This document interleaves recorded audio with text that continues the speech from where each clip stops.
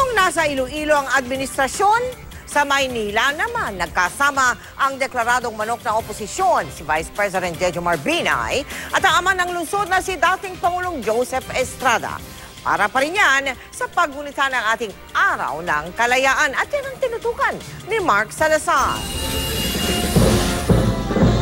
Mga pinuno ng oposisyon ang nagwagayway ng pinakamalaking watawat ngayong Araw ng Kalayaan sa Rizal Park sa Maynila. Sabi ni Vice President Jejomar Binay, 117 taon na ang ating kasarinlan pero nakagapos pa rin ang maraming Pilipino sa kahirapan. Sa akin kwan, yun ang pangulo yung dapat nating magawa. May ahon, may taas natin ang buhay ng bawat Pilipino. Dahil magkadikit sa halos buong okasyon, naglaro tuloy sa isipan ng media kung ito na ba ang pinalulutang ni Binay na best tandem o Binay Estrada para sa 2016. Sabi ni Erap, hindi raw. I've been there. Kaya na, tama na. Tapos na ako ron eh. Dito naman, meron ako, I was born in Manila.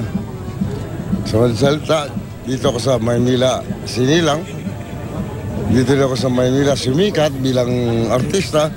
Kaya malaki ang kailangan ng Maynila para makaganti naman ako ng utang na loob sa mga Manileño. Pero kung kumpinsin niyo ba, Vice, si President magkakaharap na rin lang naman. Narinig niyo yung sabi ni Pangulo eh. Kung ano man ang sasabihin ni Pangulo, ating gagalangin. Pero sabi rin ni Erap, ilang buwan pa naman daw bago ang filing of Certificate of Candidacy. Maraming pang bago mo. Ano mangyari? Maraming mangyari. Mula Luneta, dumiretso si Binay sa Pulillo Island, Quezon para mamahagi ng wheelchair sa senior citizens at makipagpulong sa mga lokal na opisyal.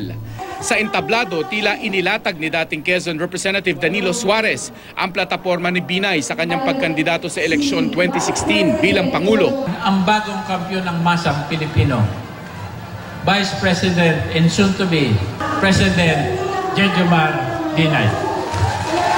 Yung mga CSP, alam niyo ba kung ano yung CSP?